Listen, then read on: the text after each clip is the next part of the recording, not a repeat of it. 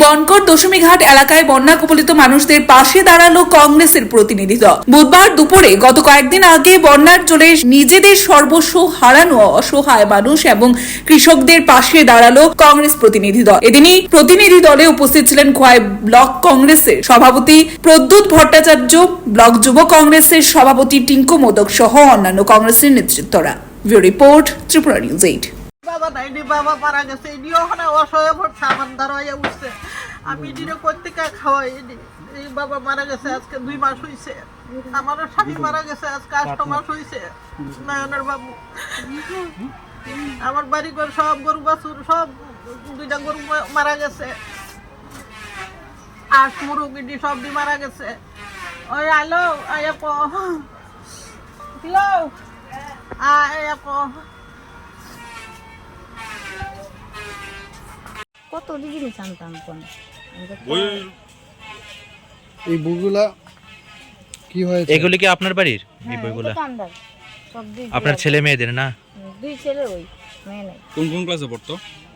একজন তো 11 12 একজন 12 আর একজন এবার বিয়েতে সব বই হয়ে আছে না বন্যার জলে? বই কাপড় টুপড় সব নষ্ট হয়েছে, টিভি ঘরে সব নষ্ট, মুরগি টুরগি নষ্ট। আপনার নামটা কি? আমার নাম জুলন নামদার। এটা কোন জায়গা? বনকর। প্রশাসন থেকে কেউ আইসি না আপনার বাড়িঘর দেখতে? কেউ না কোনো সাহায্য পাইছেননি? না না, আমরা কিছু জানি না, আমরা স্কুলে গেছি, আমরা রাস্তার মধ্যেই থাকছি। আপনারা ত্রাণ শিবিরে গেছেন না? বুঝতো না ত্রাণ শিবিরে যাওয়ার কথা?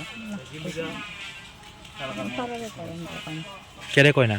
কিটা কইতাম কি কারণ থাকতে পারে কয় না? না, আমরা সিকিম করি আর টিভি করে। এই জন্য আপনারা কইছে না ত্রাণ শিবিরে যাওয়ার লেগা? বন্যার সময়ের কথা কইতেছেন না? এত জল ঢুকতাছে সবাই। তো আপনারা কইছেন না যে আমরা ত্রাণ শিবিরে যাবো? ত্রাণ শিবিরে কোনো দল নাই? আমরা কিটা কইতাম, আমরা জিনিসপত্র নিয়ে আমরা ব্যস্ত, আর তার আমরা লোক হয় না, কথা হয় না, আমরা কেলে উদ্যোগ করতাম, আমরা জিনিস নিয়ে আমরা ঘুরে। এই বন্যার সময় কি অভুক্তই আসলেন? আমরা ছেলে মেয়েরা কি খাওয়াইছেন? মুড়ি টুড়ি টিফিন টিফিন নিয়ে। আজকে এই এলাকায় পরিদর্শনে এসেছেন, কি দেখলেন অসহায় মানুষের অবস্থা? এখানে বন্যার সময় এসে গিয়েছিলাম, এসেছিলাম এখানে দেখেছি, কিন্তু আজকে ওই যে কৃষিক্ষেত, এখানে 19 জন কৃষক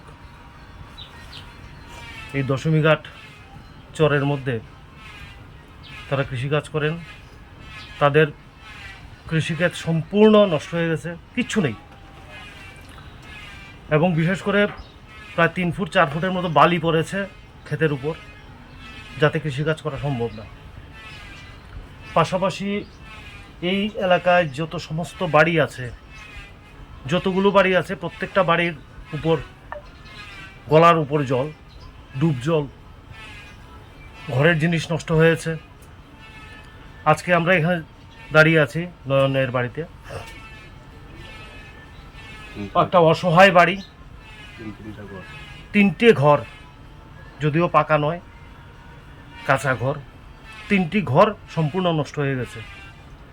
তো আমরা প্রশাসনের কাছে দাবি জানাচ্ছি যে ওনার পরিবারকে যাতে অবিলম্বে আর্থিকভাবে সহযোগিতা করা হয়, উনি যাতে ঘরগুলো মেরামত করতে পারেন, বাড়ির পরিবার পরিজনকে নিয়ে চলতে পারেন।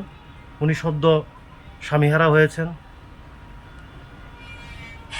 পাশাপাশি কৃষকরা যারা এখানে কৃষিকাজ করছেন, তাদের কৃষিক্ষেতগুলো যাতে কৃষিকাজের উপযুক্ত করে দেওয়া হয়, সেটা আমরা প্রশাসনের কাছে দাবি জানাচ্ছি। আমরা প্রশাসনের সাথে যোগাযোগ করার পর ওনারা বলেছেন, ওনারা টিম করেছেন, সেই টিমগুলো প্রত্যেকটা এলাকায় গিয়ে সরজমিনে তদন্ত করে ক্ষয়ক্ষতির পরিমাণ নির্ধারণ করবেন এবং ক্ষতিগ্রস্তদের সহযোগিতা করবেন। তো আমরা এই এলাকার সমস্ত কৃষক জনসাধারণের কাছে আমরা আবেদন রেখেছি, আপনারা প্রশাসনের দ্বারস্থ হন। কৃষকদের বলেছি আপনারা বিএলডব্লিউর কাছে যান, ওনারা আপনাদের সহযোগিতা করবেন। যদি প্রশাসন উপযুক্ত ক্ষতিপূরণের ব্যবস্থা না করে, তাহলে আমরা তাদের পাশে থেকে আমরা প্রশাসনের কাছে দাবি জানাবো। বন্যার সময় প্রশাসনিক যে ভূমিকা ছিল সেই বিষয়ে আপনি কি বলবেন? বন্যার সময় প্রশাসনিক ভূমিকা খুব একটা চোখে পড়ার মতো না।